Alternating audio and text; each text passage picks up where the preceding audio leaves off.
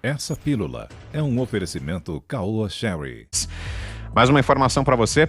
O presidente da Câmara, Arthur Lira, negou nesta quinta-feira que a proposta de emenda à Constituição, conhecida como PEC da Imunidade, seja uma estratégia para blindar parlamentares. Após ter a admissibilidade aprovada ontem na Câmara, a proposta está sendo discutida neste momento por parlamentares. Na avaliação de Lira, o texto não representa um salvo-conduto para deputados e senadores cometerem crimes. O presidente destacou que a proposta não concede inviolabilidade plena aos parlamentares. Segundo ele, deputados e senadores deverão continuar sendo alvo da justiça quando extrapolarem seu direito à voz e opinião. Pela proposta inicial, só será permitida a aplicação de medidas cautelares contra parlamentares, como o uso de tornozeleira eletrônica, após decisão da maioria do plenário do STF. O texto também reduz o poder dos magistrados de definir como e onde os parlamentares ficam presos em casos de flagrante. A ideia é delegar a responsabilidade à Comissão de Constituição e Justiça da Câmara ou do Senado, no caso de senadores. Dessa forma, caberá ao respectivo colegiado decidir se o indivíduo fica preso em casa ou em unidade carcerária. A PEC da imunidade parlamentar é considerada uma reação do Congresso à prisão em flagrante do deputado federal Daniel Silveira, do PSL do Rio de Janeiro, determinada pelo Supremo Tribunal Federal. O tema divide o parlamento. Temos algumas reações aqui de deputados. Carlos Jordi, do PSL do Rio, disse o seguinte: a Câmara vota hoje o PL 558/21, que impede inconstitucionalidades como ocorrem nos inquéritos do STF possam acontecer novamente. Ministro não pode ser vítima, relator, acusador e juiz ao mesmo tempo, muito menos instaurar inquéritos de ofício. Alex Manente, do Cidadania, afirmou: PEC da impunidade, sou totalmente contra e o Brasil também. A população não aceita retrocesso no combate à corrupção. Chega de impunidade no Brasil. E por fim, Marcel Van Hatten, do Novo, disse o seguinte: a PEC da imunidade não pode virar uma PEC da impunidade. Pelo contrário, precisamos restringir ao máximo possível o foro privilegiado. Aliás, deveríamos votar o fim do foro privilegiado. Enquanto não é votado, vamos restringi-lo ao máximo. Peça apoio do seu deputado. Essa manifestação de Marcel Van Hatten. José Maria Trindade, como é que está o clima aí em Brasília e quais as principais mudanças? Faz para a gente um resumo aí do que está em discussão na Câmara, quais são os possíveis alcances, desdobramentos aí dessa proposta. Olha, para entregar a cabeça do deputado Daniel Silveira, o presidente da Câmara e o presidente do Senado fizeram ali um acordo com o Supremo Tribunal Federal e decidiram, portanto, mudar esta, esta inviabilidade, esta impossibilidade de prender um parlamentar através de decisões únicas de ministros, né, e sim do colegiado. Esse acordo foi feito para entregar a cabeça do Daniel Silveira e agora vem esta emenda à Constituição de uma maneira muito rápida.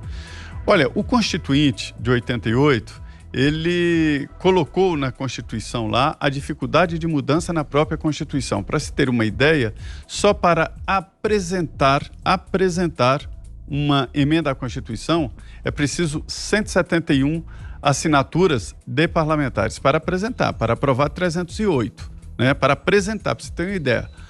E aí o presidente da Câmara vem com uma emenda pronta e chama a deputada Margarete Coelho, que é uma inexpressiva e mais conhecida por perseguir jornalistas no Congresso Nacional, que era muito ligada a Rodrigo Maia, agora pulou para o lado Arthur Lira, e ela pega esse parecer e coloca um contrabando. Ela quer, veja bem, no parecer dela, ela quer tornar o deputado também imune à Lei Ficha Limpa. Ela diz que para ser enquadrado na Lei Ficha Limpa, o parlamentar precisa de ser condenado em 2 jurisdições. Olha, o parlamentar ele tem foro privilegiado, que é o Supremo. Se ele for condenado pelo Supremo, é a única, é uma. Então não existe a segunda. E é isso que ela queria, blindar o deputado da possibilidade de enquadramento na Lei Ficha Limpa. E o presidente da Câmara sentiu ali o tranco da opinião pública e está recuando. Esta fala de hoje do presidente foi um recuo nessa possibilidade de mudar a imunidade parlamentar. Eu cheguei à conclusão, depois de ler vários artigos analisando a Constituição, o seguinte, de que a possibilidade de processar um deputado, né, chamada imunidade parlamentar, ela é diretamente proporcional ao apoio que o deputado tem e à representatividade do Congresso, né, que está muito baixa essa representatividade, porque a imunidade é do povo, é da sociedade e não do parlamentar. E já está muito bem na Constituição. Eu vou ler aqui o artigo 53 da Constituição. Os deputados e senadores são invioláveis, civil e penalmente, por quaisquer de suas opiniões, palavras e votos. Lembrando que em 2001 houve uma mudança e colocaram ali o quaisquer, que acharam que tinha dúvida nisso aí. Então mudaram o quê? Tá bom demais. É revanchismo, é uma tentativa de colocar o deputado acima do bem e do mal. Eu acho que esta emenda não vai prosperar, porque não existe esta força em nível de mudança constitucional para aprovar esse projeto da deputada Margarete Coelho, não. Augusto. Não vai prosperar porque não pode prosperar. Veja que interessante, os depoimentos que foram dados aí contra essa PEC foram de deputados que votaram contra a decisão do Supremo, no caso do Daniel Silveira. Veja bem, eles são coerentes. Eles votaram para que fosse respeitada a imunidade parlamentar como está hoje, para que fosse respeitada a Constituição. Não precisa aumentar a imunidade, né, ou blindar mais os parlamentares, não. Basta cumprir a Constituição, coisa que não fizeram. 300 e tantos deputados atropelaram a Constituição para entregar a cabeça de um colega, porque ele não tinha um trânsito tão bom, tá, entre as várias correntes que compõem a Câmara dos Deputados. Agora, eles querem aproveitar, né, esse caso para fingir que estão reagindo e eles querem blindar bandidos. A bandidagem voltou em peso contra o Daniel Silveira. Então não tem que aprovar isso aqui, não. O que está na Constituição é suficiente. Basta que a Câmara tenha coragem de votar contra o Supremo, onde a maioria dos eleitores tem medo de ser julgada, né? Basta isso, coisa que não foi feita no caso do deputado Daniel Silveira. Não é para aprovar essa PEC, não, isso é malandragem.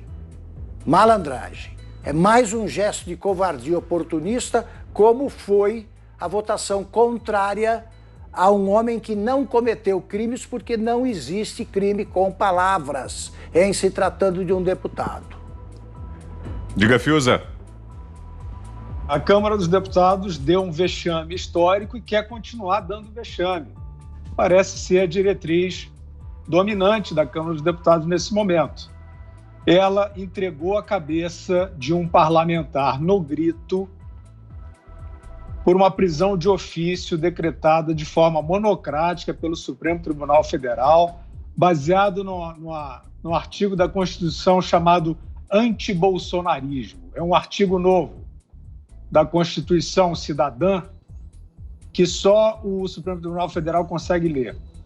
Então, baseado nesse artigo chamado antibolsonarismo, que encontra jurisprudência em manchete de jornal, o STF foi lá e prendeu, em ato de ofício, um deputado, e não vem com essa choromela, dizer assim, não, mas ele falou isso, falou aquilo. Ninguém está discutindo o teor do que foi falado. Já falamos exaustivamente sobre isso. Não havia absolutamente nenhum respaldo legal para a prisão de um parlamentar. Isso foi uma ferida aberta na democracia, não tem para onde escapar, não tem conversa fiada, não tem contorcionismo barroco, não. Isso foi uma ferida aberta na democracia. E pior do que a ação do Supremo Tribunal Federal foi a ação da Câmara dos Deputados, que assinou embaixo desse ataque à democracia, fingindo defender a democracia, baseada nessa cláusula, nesse artigo da Constituição chamado antibolsonarismo, onda de ódio, gabinete do não sei quê, milícia do não sei que lá, baseado nessa literatura vagabunda aí, que a gente tem ouvido falar, né? Então, a Câmara dos Deputados está com uma marca indelével de vergonha, de covardia, de entregar a cabeça de um deputado no grito. Agora vem com uma coreografia fingindo que vai criar instrumentos que impeçam. Olha, vocês só podem criar instrumentos que impeçam a covardia de vocês, eu não sei, ou fazendo psicanálise, ou implantando um chip na consciência de vocês. É só o que vocês podem fazer, não tem lei, a lei já está lá. A lei que está lá, até este evento, que com ele vocês demarcaram uma nova era de afronta à democracia, ela impede a prisão por ato de ofício de um parlamentar em falso flagrante, flagrante inventado, né? A ideia do flagrante prolongado, por emitir opiniões, não interessam as opiniões. Vocês poderiam ter tido a hombridade de levá-lo ao Conselho de Ética e, eventualmente, até caçá-lo. Não, vocês entregaram a cabeça. Olha, eu vou dizer uma coisa, senhoras e senhores, o deputado está preso. Isso não é um videogame. O deputado está preso. Então, mesmo aqueles deputados que não votaram pela manutenção da prisão, eles têm muito o que fazer, porque eles integram um poder da República que afrontou a democracia. E essa aberração está aí latente, né? Ela é mais flagrante do que aquele flagrante alegado para prendê-lo. Este é o flagrante, a prisão do deputado Daniel Silveira. É um flagrante, ela está, nesse momento, presente, né, na crônica de aberrações. Então, é o seguinte, quem é deputado e votou contra a prisão tem que se virar nos 30, tem que falar disso o dia inteiro, ou já passou. Ou nós estamos evocando aquele outro artigo da Constituição, que a decência, a memória e o respeito às leis demoram 24 horas só, tem 24 horas de longevidade. É mais de 24 horas, então vocês têm que falar disso o tempo inteiro. Vocês têm que dizer que tem um deputado preso ilegalmente. Né? Eu digo, aqueles que votaram contra a manutenção da prisão. Vocês não podem estar confortáveis com isso. Vocês foram contra, vocês votaram contra a prisão e foram vencidos. E aí? Uma vez vencidos, acabou o seu compromisso com aquele evento que está lá, aquela aberração, aquela excrescência que é a prisão no grito de um deputado que continua preso. Então vocês têm que falar disso todos os dias.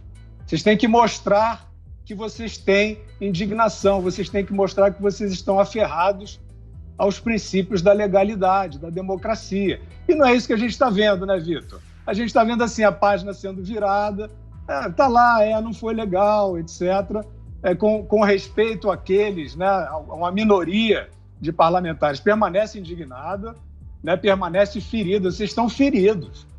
Vocês que votaram contra a prisão e foram derrotados, vocês estão feridos por esse evento. E vocês têm que mostrar essa ferida todos os dias.